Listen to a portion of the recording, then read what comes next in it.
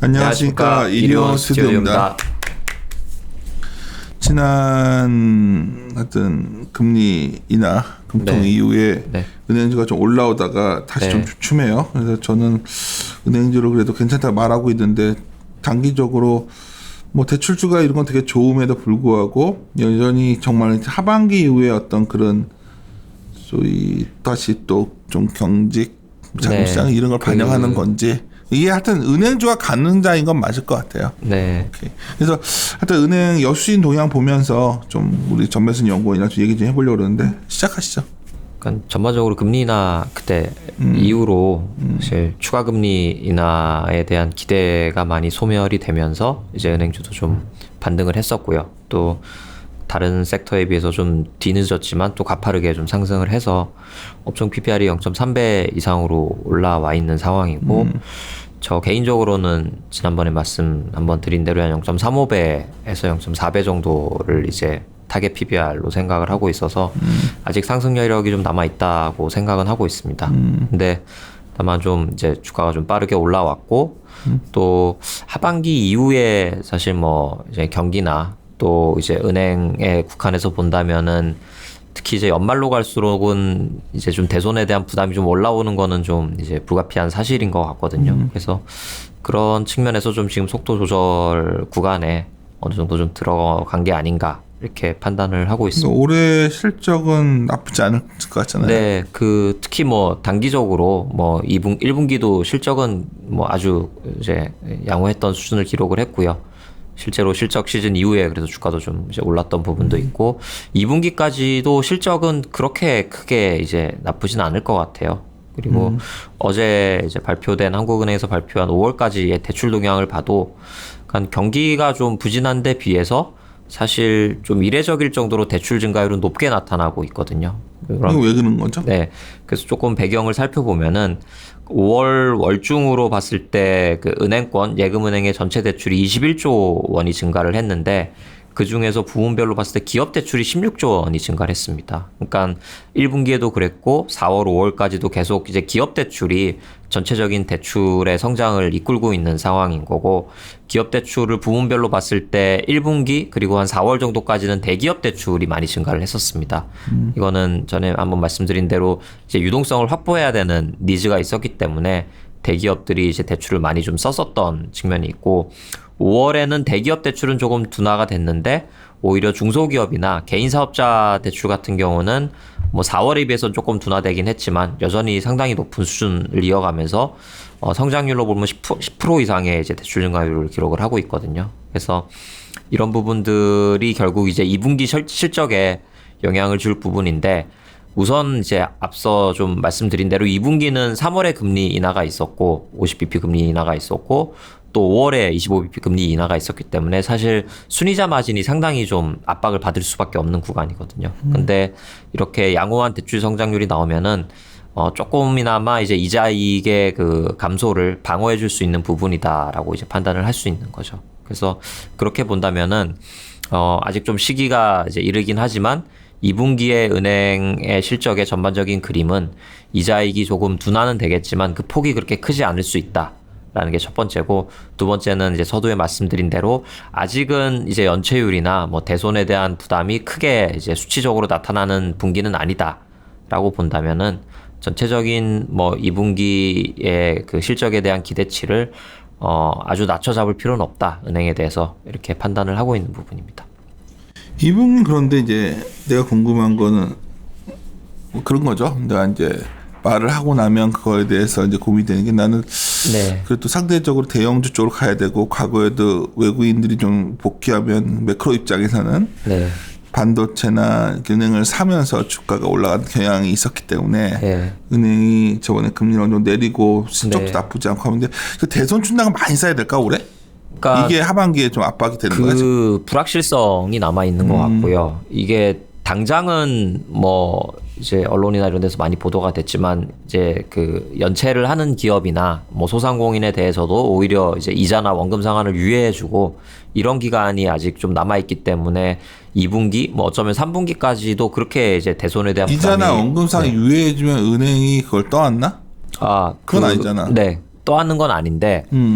원칙적으로라면은 그 연체나 부실의 징후가 발생하면은 은행은 거기에 대해서 이제 대손 비용 인식을 해야 되는 거죠. 그럼 면회 준 거고. 예, 그렇죠. 정부가 지금 이런 특수한 상황이다 보니까 조금 단기적으로 이제 재무 여건이 취약한 차주들에게 일종의 그 좀 그 유예 기간을 주는 겁니다. 그렇게 되면은 은행은 그 비용을 조금 이연해서 인식하거나 아니면은 뭐 큰 이제 그 사건 사고가 없이 이게 사실 잘 넘어갈 수 있다면은 굳이 비용 인식을 안 해도 되는. 근데 이게 잘못 그때 가도 회복이 안 되면 그냥 오히려 굉장히 순간적으로 일시에 조금 더 많이 인식해야 되는, 나눠서 인식하던 거를 일시에 좀 많이 인식해야 되는 그런 부담도 있습니다. 그렇기 때문에 이제 불확실성이다라는 측면인 거고요. 결국은 뭐 원론적인 말씀이긴 한데 이 이제 그 코로나 사태가 얼마나 좀 장기간 이렇게 이어지면서 이게 그 대출을 사용하는 차주들의 재무 건전성을 압박하는지에 따라서 이게 그 결과적인 그 수치상으로 나타나는 은행의 충당금 부담이 가해지는 거죠. 근데 정황상 볼 때 이게 아무 일이 없지는 않을 거거든요. 그러니까 은행의 그 실적에 이게 2분기, 3분기는 아니더라도 뭐 연말 혹은 이제 내년으로 걸쳐감에 있어서 약간의 좀 상처는 남길 것이고 다만 그 상처가 일시에 크게 들어오는가 아니면 좀 장기간에 걸쳐서 좀 나눠서 이제 은행이 배분을 할 건가 이런 문제인 것 같고 그래서 저 개인적인 판단은 오히려 뭐 연말이나 그 내년보다는 지금 2분기 혹은 3분기가 어떻게 보면 조금 더 은행을 더 편안하고 안정적으로 접근할 수 있는 구간이다. 여전히 주가가 좀 올라오긴 했지만 0.3배 PBR이라는 거는 예상 수익성 대비로는 여전히 저평가 구간이다라고 생각을 하고 있었습니다. 사실 다만 0.23배까지 갔었나 이게? 네, 2~5배 밑으로 예, 떨어졌었다가 한 40%에서 이 정도 올라온 거지. 맞습니다. 그러다 보니까 최근에 좀 이제 가격에 대한 조정도 좀 나타나는 것 같고 여전히 0.3배라는 얘기는 그런 거를 반영해서 0.3배 있는 거 아닌가? 맞습니다. 예, 그러한 우리가 이제 올 주가만 올라온 거지 실제 밸류에이션은 디스카운트를 상당히 은행은 받고 있는 거고요. 그렇죠. 네, 그리고 뭐 그런 큰 폭의 대손 비용 인식 가능성을 사실 조금 이제 배제하고 놓고 본다면은. 뭐 여전히 업종의 ROE가 보수적으로 봐도 뭐 한 6%에서 7% 정도 나올 수 있기 때문에 그렇게 본다면 뭐 0.3배라는 밸류에이션은 전혀 아직은 부담스러운 구간이 아니다. 부담스러운 게 너무 싼 거죠. 네, 맞습니다. ROE가 네. 6에서 7% 나오는데 사실 좀 그런 부분에 있어서 이제 은행이 좀 고민스러워요. 이제 대출 이런 건 다 좋은데 오히려 숫자는 좋음에도 불구하고 어떤 온도계 같은 느낌 하반기에 코로나 그러니까 분명한 거는 제가 100%라고 얘기를 하고 있는 게 있어요. 뭐냐면 한번 경제 지표가 좀 출렁일 건 거의 99.9 아니야 지금. 네, 그치? 이미 그렇게 나오고 있는. 그래서 그게 결국 여름에 좀 나올 것 같은데 그랬을 때 은행주가 그때 어느 정도 선에서 버티고서 돌아왔으면 그게 정말로 이제는 좀 안정화되는 국면일 것 같아요. 그럴 것 같아요. 그래서 꼭 은행주 투자를 하지 않으시는 개인 투자자분들도 이 코로나 이전에 그 코로나가 아주 본격화되기 이전에 나타났던 패턴도 사실 그 소장님 말씀하고 비슷했거든요. 은행주와 그랬어요. 오히려 뭐 금융주가 좀 먼저 이렇게 좀 조정을 보이고 이제 다른 sek터나 이런 신용 위험이 좀 전반적으로 커지는 양상들이 나타났었잖아요. 이번에 기분 나쁜 게 사실 은행이 온도계인데 뭐 신한지주 기준으로 출렁이면서 한번 쫙 위로 뻗었다가 바로 그 다음 날 또 빠졌거든. 네. 뭐 지수는 더 올라갔지만 은행이 그래버리면 우리가 지난 코로나 때도 DGB 같은 거 우리가 말했었는데 그게 3,000원대까지 갔었단 말이야. 5,000원에서 바로 부러질 때. 여기서 은행주가 더 빠져주면 뭔가 지수가 올라도 되게 불안정한 상황인 거고. 저도 뭐 그렇게 생각을 하고 있는 부분이고. 이제 그래서 또 시장에 대해서도 약간 제가 그러고 있는데 은행이 여기서 이제 또 미리 빠져줘서 지수가 여기라는 거는 또 은행이 옆으로 이제 가서 버텨주는 구간에서 또 이게 여러 가지 게 시장이 굉장히 레벨은 높아졌구나 생각은 들어요. 제가 그래서. 그 은행주도 말씀대로 사실 뭐 바닥에서 지금 뭐 40% 이상 올라온 상황이기 때문에 조금 뭐 기간으로 봐도 그렇고 가격으로 봐도 그렇고 조금 이제 조정을 받을 수도 있는 해외도 사실 최근에 보면 금융주가 좀 조정을 많이 받고 있거든요. 그래서 그런 구간이고 뭐 이제 가치에 대한 평가는 여전히 저평가 구간이다라고 저는 생각은 하고 있습니다. 그리고 타이밍을 이제 논함에 있어서도 오히려 조금 더 앞쪽으로 시계열을 당겨서 조금 플레이를 하는 전략을 좀 더 추천을 드리고 있고, 또 이제 주신 말씀과 좀 연계해서 본다면은 결국은 이 그 종목을 선택함에 있어서도 앞으로의 그 대손 충당금에 대한 부담이 높다면은 어떻게 하면 조금 더 안정적으로 이제 이익을 계속 가져갈 수 있는 회사들 위주로 이제 포트폴리오를 구축하는 거를 저는 추천을 드리고 있습니다. 그래요. 은행은 하여튼 자기의 주주든 아니든 체크해야 될 것 같죠. 제가 단순화시키면 좀 온도계 같은 역할을 할 수가 있기 때문에 지금부터는 그 결론적으로는 그러니까 2분기에도 그렇게 실적은 그러니까 예, 큰 뭐 이제 우려는 없을 것 같고요. 3분기는 어떨 것 같아요? 3분기는 뭐 조금 이르긴 한데, 그러니까 그 NIM의 하락은 피할 수 없는 구간입니다. 3분기까지도. 근데 3분기 정도 가면 4분기는 NIM이 개선될 확률이 높지 않아? 개선되거나 아니면은 이제 하락세가 멈추는 그런 구간이고, 4분기에 대한 사실 불확실성이 조금 더 저는 크다라고 생각을 하고 있고요. 점에서요? 네, 뭐 3분기까지는 흐름은 좋겠지만 저는 3분기보다는 2분기가 조금 더 나을 것 같다라는 개인적인 생각을 하고 있습니다. 만약에 우리의 어떤 낙관적 시각과 달리 전체 시장에 대해서도 네. 은행이 다시 무너지기 시작하면 이거는 뭔가 문제가 그럴 이유가 별로 없는데 지금.